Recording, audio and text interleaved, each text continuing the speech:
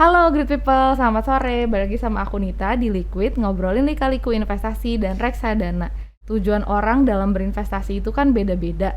Ada yang untuk memenuhi kebutuhan primer, sekunder, ataupun mungkin untuk tujuan liburan, untuk menikah atau biaya sekolah gitu. Tapi tentunya juga untuk mencari keuntungan gitu. Biasanya alokasinya itu sektornya tuh kurang yang memperhatikan lingkungan gitu ya, seperti menyebabkan polutan atau menghasilkan limbah yang berbahaya gitu. Jadi kurang memperhatikan unsur sosial masyarakatnya. Dan sore hari ini pas banget aku ditemenin sama narasumber kita untuk kupas tuntas investasi yang berwawasan lingkungan dan punya potensi cuan di jangka panjang. Langsung aja kita sambut Kevin Phil Ruben Dalame. Selamat sore. Selamat sore Anita. Gimana nih kabarnya Kevin? Kabar so far baik-baik aja ya, meskipun lagi ya cukup overwhelmed, tapi ya harus tetap semangat dan tentunya pekerjaan harus beres. Betul banget. Oke, Kevin, sebelum kita masuk ke pembahasan intinya, aku mau nanya, dengar-dengar katanya Kevin hobinya nih suka main basket ya? Iya, suka banget, apalagi pas weekend. Oh oke. Kalau dibilang Kevin sebagai apanya nih di tim basket? Di tim basket mungkin lebih ke apa ya, kalau dalam posisinya ada namanya point guard dan shooting guard, antara dua itu sebenarnya. Berarti udah jago banget nih sekarang atau gimana? Ya, mungkin bisa tanya ke Pak Ari langsung. Oh oke. Cocok banget, aku ditemenin sama Kevin sore hari ini. Jadi kita tuh mau ngebahas nih Kevin, investasi seperti apa sih di Indonesia yang mementingkan cuan semata dan tidak peduli terhadap faktor risiko gitu, termasuk lingkungan maksudnya. Oke, mungkin kalau untuk jenis investasi seperti itu banyak ya. Kalau kita tahu, mungkin dari pengalaman saya pribadi nih, Nita. Jadi banyak banget, khususnya kan saya masih muda nih. Teman-teman saya tuh cenderung kalau cari investasi ujung-ujungnya hanya memberikan cuan. Jadi mohon maaf, mereka tuh kadang kayak ada komunitas-komunitas yang mungkin nggak jelas. Kadang di situ mereka kumpul dari suatu grup di sosial media, dan dari situ mereka lama-kelamaan kayak menjanjikan potensi keuntungan yang tinggi. Mereka tergiur, jadi kayak mungkin Nita sering dengar kayak misalnya taruh 10 juta berapa bulan kemudian atau berapa hari kemudian jadi 20 juta atau mungkin berapa kayak yang lain itu sebagainya. Dan itu banyak terjadi di lingkungan teman-teman saya, dan mungkin juga di keluarga bahkan, atau mungkin juga di pokoknya di cerita-cerita teman-teman saya lah. Dan itu menurut saya salah satu ciri-ciri investasi bodong. Maksudnya kita tahu ya, sebenarnya kan di Indonesia ini banyak jenis instrumen investasi. Ada saham, ada obligasi, ada reksadana dan lain sebagainya. Tentunya itu mungkin salah satu literasi yang masih kurang didapat oleh anak-anak muda di Indonesia. Jadi ya menurut saya tentunya reksadana dan juga saham dan lain sebagainya itu sebenarnya sangat-sangat baik buat anak-anak muda untuk jadi acuan investasi mereka ke depannya. Jadi sebagai anak muda, mereka tentunya harus tahu instrumen-instrumen investasi yang seperti itu. Jadi mungkin seperti itu. Oke, thank you Kevin. Bener banget, maksudnya nggak usah di lingkungan Kevin, lingkungan saya sendiri pun masih banyak banget yang suka terjebak oleh investasi bodong. Karena bener banget, maksudnya kita naruh hari ini katakan 1 juta ya, terus habis itu 3 hari ke depan tiba-tiba udah balik jadi 1.500.000 atau bisa 2 juta, itu kan sangat menguntungkan banget. Maksudnya buat umuran anak-anak yang mungkin first jobber itu kan sangat menggiurkan ya. Kapan lagi bisa naruh 1 juta, 10 juta baliknya bisa 2 kali lipat gitu. Jadi teman-teman harus hati-hati banget sama itu. Terus habis itu juga sekarang tuh gampang banget ya untuk tahu informasi mengenai investasi gitu kan, karena kita gampang banget sekarang akses internet gitu. Jadi kalau teman-teman mau tahu ini apa ya, investasinya terpercaya apa enggak, kan bisa harusnya research lebih dahulu gitu kan. Karena banyak banget juga maksudnya sekuritas-sekuritas atau fintech-fintech yang udah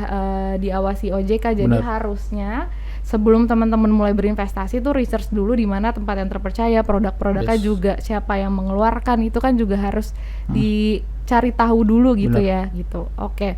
Terus aku mau nanya juga nih, sebagai manajer investasi kan produk reksadana yang diluncurin BNI Asset itu sangat concern ya terhadap lingkungan, sosial dan juga pengelolaan yang baik gitu, ESG itu seperti apa sih?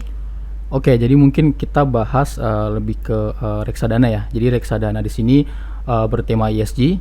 Jadi mungkin sedikit highlight aja, ESG itu kan singkatan dari Environmental, Social, and Governance. Jadi environmental itu sendiri mewakili lingkungan, di mana itu perusahaan yang menerapkan konsep bahwa dia peduli lingkungan. Jadi bagaimana mengukurnya dari perusahaan itu, apakah dia menerapkan CSR, Corporate Social Responsibility yang baik, dan juga apakah dia peduli terhadap lingkungan masyarakatnya atau mungkin di lingkungan tempat dia bekerja dan lain sebagainya. Dan mungkin yang berikutnya adalah sosial, apakah dari sosial itu mewakili di lingkungan kerjanya seperti apa sih, apakah dia peduli terhadap program-program yang mungkin diterapkan buat kesejahteraan masyarakat atau mungkin kesejahteraan pegawai. Jadi kayak contohnya, apakah di perusahaan itu si pegawai itu bekerja, apakah ada yang namanya asuransi, apakah ada yang dinamakan untuk dana pensiun dan lain sebagainya. Dan yang berikutnya itu adalah governance. Governance itu yang menurut saya pribadi itu yang benar-benar sangat-sangat krusial ya, dalam artian bahwa governance itu berhubungan dengan transparansi, dalam artian bahwa apakah kayak hal-hal yang berkaitan dengan laporan keuangan, apakah perusahaan itu menampilkan laporan keuangannya dengan prudent, apakah contohnya si direksi atau mungkin jajaran-jajaran pemimpin di perusahaan itu ditampilkan remunerasi, bonus dan lain sebagainya. Itu hal yang sangat penting karena itu berhubungan dengan transparansi.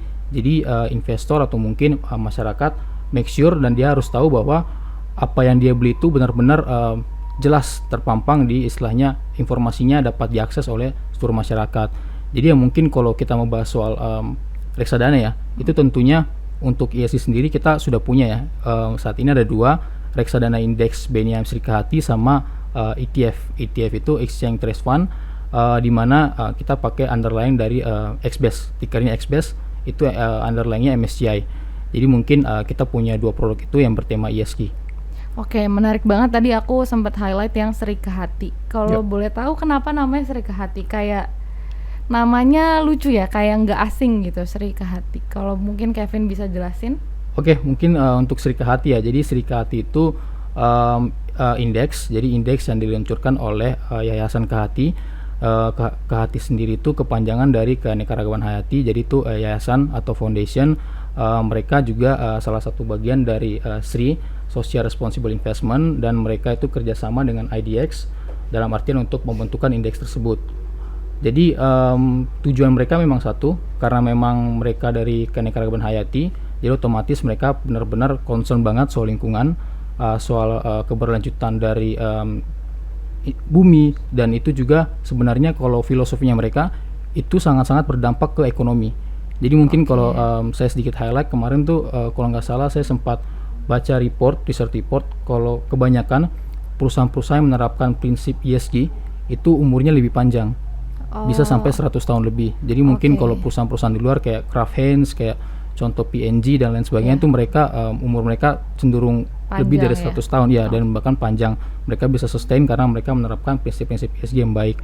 Jadi mungkin seperti itu. Jadi sebenarnya ya secara garis besar Serikahati itu memang dibentuk dari Yayasan Keanekaragaman Hayati. Mereka bekerja sama dengan IDX dalam pembentukan indeks. Jadi kayak pemilihan underlying-nya saham itu ditentukan oleh skor dari Kehati mereka sendiri. Jadi mereka ada semacam template penilaian skor. Lalu dari situ nanti mereka tinggal muncullah beberapa nama. Kalau kita bilang indeks Kehati, mereka punya 25 konstituen. Jadi setelah dari situ nanti mereka tinggal kasih listnya ke IDX, lalu tinggal dipubliskan. Jadi mungkin seperti itu. Berarti Serikahati itu bukan nama orang Jawa ya, teman-teman, udah dijelasin sama Kevin gitu. Berarti kalau kita investasi di reksadana Serikahati itu sendiri, berarti kita termasuk orang yang peduli terhadap lingkungan juga ya. Jadi kita dapat keuntungannya, kita juga peduli terhadap lingkungan gitu ya. Jadi ada 2 manfaatnya gitu ya kan. Oke, terus abis itu mau nanya juga, gimana sih cara kerjanya pembuatan terbentuknya dari reksadana Serikahati ini sendiri? Iya, good question ya. Jadi ini salah satu yang menjadi keunikan dari Serikahati nih. Jadi dalam artian bahwa karena dia memang mempedulikan ESG, di satu sisi dia juga mempedulikan kondisi fundamental dari emiten atau perusahaan-perusahaan itu sendiri. Dia tuh melihat total asetnya seberapa besar, dan dia juga melihat profitabilitasnya seperti apa. Jadi kalau mungkin teman-teman tahu atau mungkin investor-investor tahu, indeks atau underlying yang ada di KHT itu dia tidak mencerminkan atau tidak ada company-company yang dalam tanda kutip rugi. Jadi dari segi profitabilitas perusahaan itu sudah pasti untung. Dalam artian bahwa perusahaan itu istilahnya memiliki fundamental yang baik. Jadi kalau teman-teman mungkin research sedikit aset, terus equity, terus profitabilitas itu suatu hal yang benar-benar menjadi kunci dari pemilihan underlying Sri KHT. Jadi kalau mau dibilang bahwa fundamental oke lah, fundamental mungkin teman-teman tahu bahwa itu adalah one thing yang sangat-sangat krusial dalam pemilihan indeks kan. Jadi kalau teman-teman mau lihat, kalau kita gali lagi underlying-nya itu underlying-nya bisa dibilang fundamentally strong. Terus bukan cuma dari sisi fundamental aja, dari segi yang hal-hal yang mungkin bersifat kuantitatif nih, misalnya kayak perusahaan-perusahaan itu kualitatif mungkin, misalnya kayak perusahaan-perusahaan itu dia nggak pernah kena pelanggaran, jadi kayak dia kayak nggak pernah kayak kena kasus ya, dia mungkin kayak nggak pernah terlambat publish laporan keuangan, nggak pernah kena teguran OJK, nggak pernah kena pokoknya nih perusahaan-perusahaan yang aman berarti perusahaan-perusahaan aman. Dan mungkin dia juga dari segi likuiditas dan perdagangan itu one thing yang sangat-sangat krusial ya, dimana kalau kita tahu itu bisa dibilang cukup aman likuiditas dari emiten-emiten ini, karena kan market cap-nya pada besar-besar semua dan aktif diperdagangkan. Jadi kayak misalnya kalau teman-teman tahu, kalau misalnya kan kita reksadana ya, jadi kayak sometimes mungkin ada investor yang mau jual, gimana nih kalau saya jual kira-kira bisa ini nggak terjual nggak barangnya, itu teman-teman nggak perlu khawatir karena aspek likuiditas dari underlying-nya ini itu one thing yang bisa dibilang jadi proses screeningnya. Jadi ya teman-teman nggak perlu khawatir lah istilahnya. Itu sih saya lihat di situ juga sih. Sorry, tadi berarti isinya ada 25 emiten terbaik ya pilihan gitu. Berarti sama aja kalau teman-teman investor investasi di Sri KHT sama aja kayak investasi di 25 perusahaan tersebut. Betul. Oke, terus gimana sih Kevin strategi rebalancing portofolio dari BNI Sri KHT ini sendiri? Ya, kalau untuk strateginya itu ada 4 ya, itu ada mayor dan minor. Jadi mayor itu biasanya 2 kali dan minor juga 2 kali. Mereka biasanya seperti biasa mungkin pada indeks umumnya ya, mereka kalau lakukan rebalancing itu mereka tentunya melihat dulu apakah emiten-emiten atau perusahaan yang ada dalam underlying mereka ini masih dalam kriteria penilaian mereka. Secara garis besar mungkin apakah ESG skornya masih oke dan lain sebagainya. Jadi mungkin yang tadi saya sempat singgung di depan, apakah perusahaan ini istilahnya dia masih menerapkan transparansi, apakah dia mungkin masih istilahnya masih aktif trading, apakah dia mungkin ada penurunan dari segi profitabilitas dan sebagainya. Itu nanti bakal mereka assess di situ. Kalau memang mereka sudah nggak masuk lagi dalam kriteria si KHT, itu mungkin bakal di-rebalancing dengan emiten lain yang mungkin masuk dalam kriteria mereka. Jadi kalau mau dibilang bahwa cukup aktif dalam melakukan rebalancing, dalam artian bahwa tentunya mereka tetap menerapkan prinsip-prinsip ESG yang mereka terapkan. Oke, rebalancingnya itu berapa kali ya kalau boleh tahu dalam setahun? Kurang lebih 4 kali. Jadi 2 kali mayor, 2 kali minor. Oke, berarti benar-benar diperhatiin banget ya kalau ada perusahaan yang udah nggak sesuai langsung diganti sama perusahaan yang lain gitu. Oke, terus kalau nih Kevin ada pertanyaan juga mungkin buat teman-teman investor yang pemula gitu ya, mau berinvestasi di reksadana BNI Sri KHT ini, kira-kira waktu yang tepat untuk mereka invest di BNI Sri KHT ini tuh kapan ya? Iya, kalau saya sih pakai prinsip yang mungkin sudah sering didengar sama orang-orang ya, istilahnya dalam artian bahwa cara waktu paling tepat menanam pohon adalah 20 tahun yang lalu dan yang kedua adalah sekarang. Jadi ya menurut saya sih nggak ada waktu yang istilahnya terlambat lah. Kalau memang kita belum investasi ya why can kita bisa investasi sekarang. Jadi ya maksudnya selalu ada waktu, dalam artian bahwa kalau memang belum investasi sekarang adalah waktu yang tepat. Maksudnya sebagai pemula kita nggak perlu menunggu lagi. Jadi maksudnya kan salah satu keuntungan atau keunggulan dari reksadana adalah kan dana kita dikelola oleh profesional. Dalam artian bahwa kalau memang si pemula ini mungkin dia masih takut, mungkin terjun ke istilahnya instrumen investasi yang lebih berisiko kayak saham, dia bisa coba di reksadana, which is itu mungkin ke reksadana indeks. Karena kan sebenarnya reksadana indeks sendiri kalau kita tahu kan itu terdiri dari dalam artian bahwa emiten-emiten yang baik. Jadi secara fundamental dan lain sebagainya itu suatu hal yang sangat-sangat baik.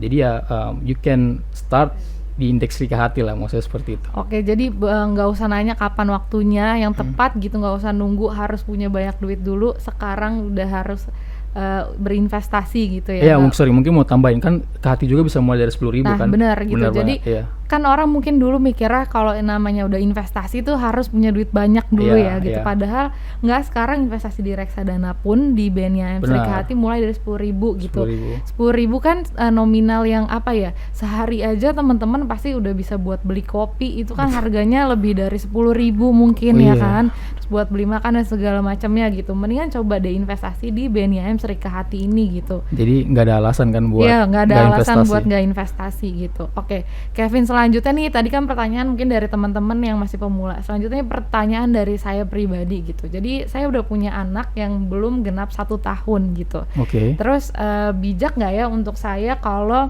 berinvestasi di reksadana BNI Rika Hati tujuannya untuk pendidikan anak yang kira-kira mungkin anak saya tuh aku sekolahin gitu 4 atau 5 tahun lagi gitu.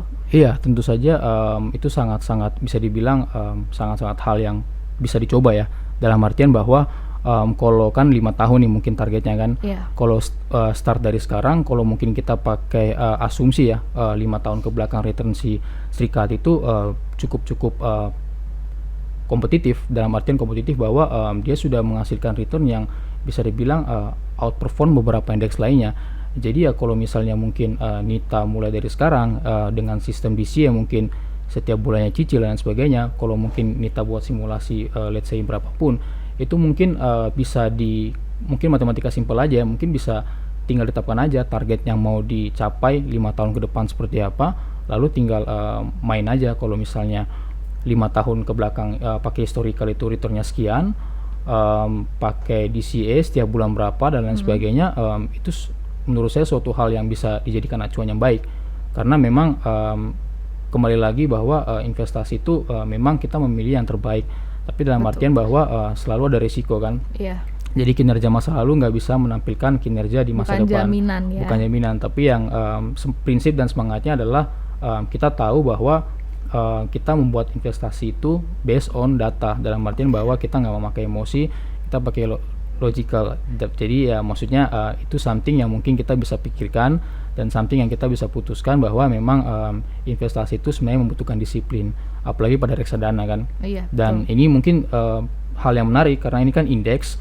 Jadi ya mungkin indeks kan ya ujung-ujungnya pasti bakal tidak terlalu kemana-mana. Iya. Dalam artian bahwa dia pasti bakal ada satelit dan core-nya dan mungkin lain sebagainya. Jadi ya teman-teman dan mungkin khususnya Nita juga bisa considering lah pokoknya, dalam artian bahwa ini salah satu indeks dan mungkin sudah ada artian bahwa dia merupakan produk yang sudah dikenal banyak masyarakat dan sudah terbukti bahwa secara historical returnnya baik lah.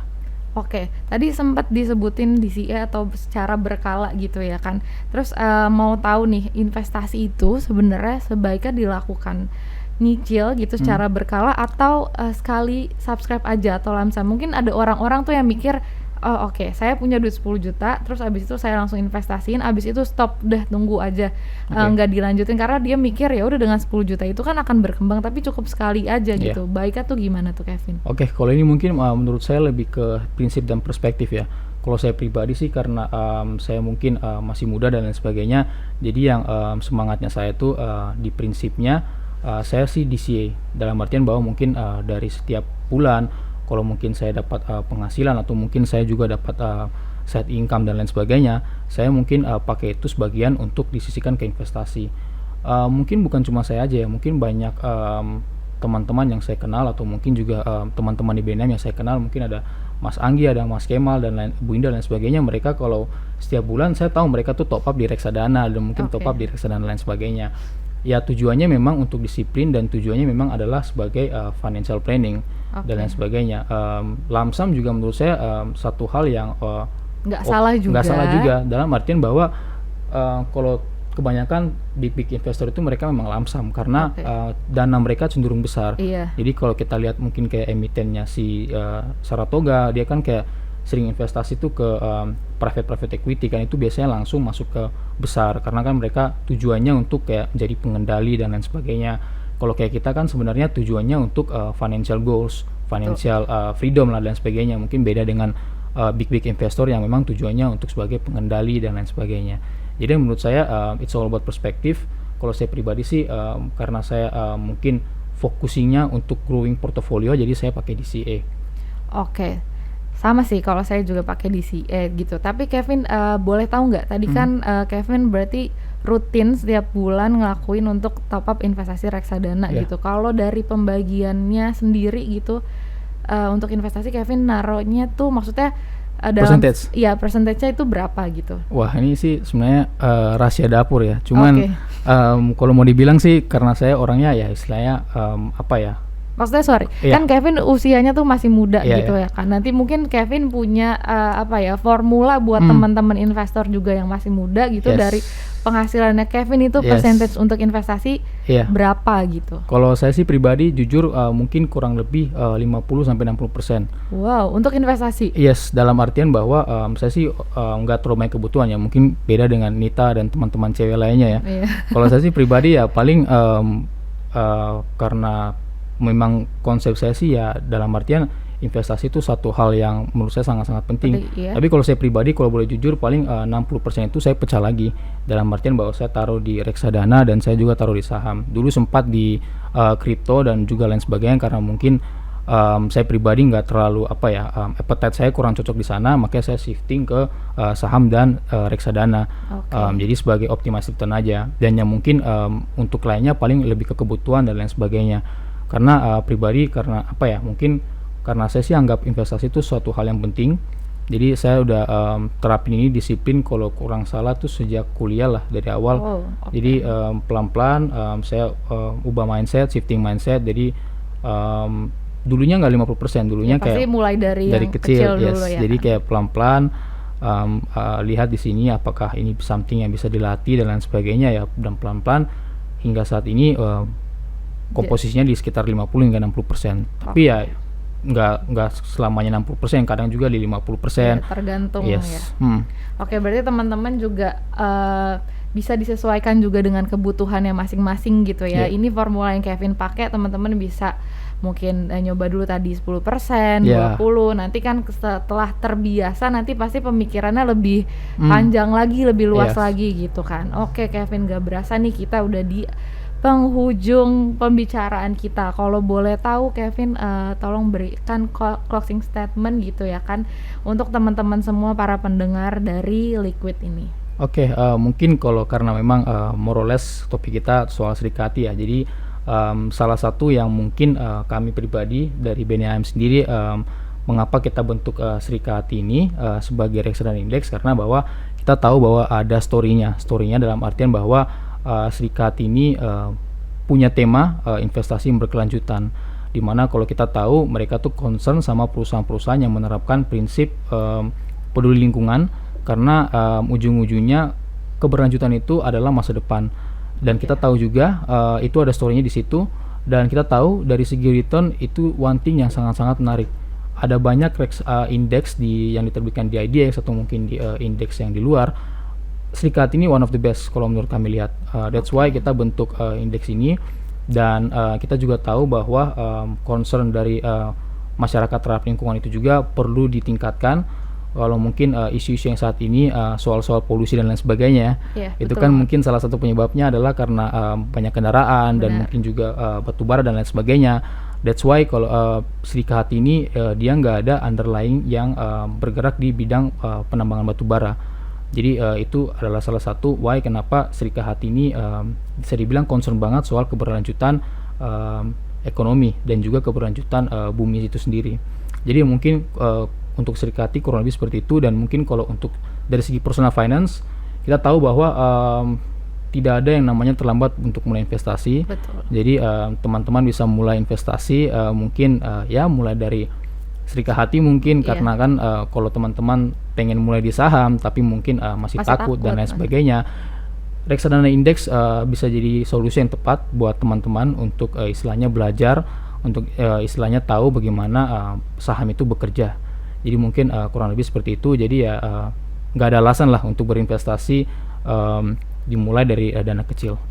Oke, terima kasih Kevin. Jadi intinya nih teman-teman untuk pembicaraan kita sore hari ini, jadi nggak ada kata terlambat untuk mulai berinvestasi gitu ya, terutama untuk teman-teman investor yang masih ragu. Tadi Kevin bilang untuk investasi di saham, mungkin teman-teman bisa coba di reksadana BNI AM Serikahati ini gitu, karena dengan Rp10.000 teman-teman udah bisa investasi tadi di 25 emiten gitu ya kan. Selain investasi dapat cuan, dapat untung, juga teman-teman berarti peduli juga terhadap lingkungan. Oke, terima kasih juga buat teman-teman yang udah dengerin dan nyaksiin podcast sore hari ini di Liquid, ngobrolin lika-liku investasi dan reksadana. Jangan lupa untuk saksikan juga next episode-nya, pasti ngobrolinnya lebih yang seru-seru lagi. Juga jangan lupa juga nih teman-teman ya, banyak jangan lupanya untuk follow semua akun media sosialnya BNI Asset Management. Better Future, Invest Now.